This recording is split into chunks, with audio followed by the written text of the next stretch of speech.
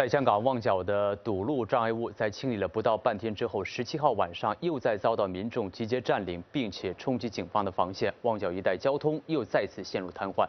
警方表示，现时有26人被捕，15名警员受伤。截止到18号凌晨的5点，还有大批的民众集结堵塞道路，和警方筑成的人链对峙。 旺角弥敦道与亚街老街交界，半夜仍有大批民众集结在路面。警方估计有9000人，他们用木板和垃圾桶等再度砌成路障，与维持秩序的警方对峙，气氛相对平静。但在子夜时分，民众迅速集结，组成雨伞阵，不断冲击警方防线，进一步霸占弥敦道北行线，期间并与警员推撞。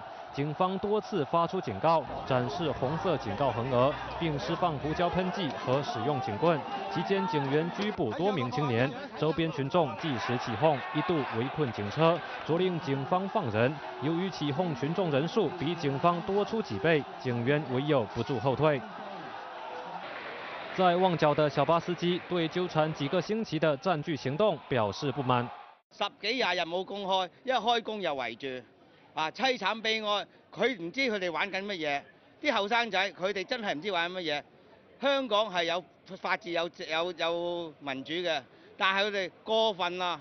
佢基本佢唔係搞真普選，而係搞香港獨立，係冇可能嘅。呢班所謂正義之士變咗累到好多人冇嘢做，失業。 警方重申，絕不容許破壞公共秩序以及公共安全的行為，如有違法行為，警方定會果斷執法。鳳凰衛視綜合報道。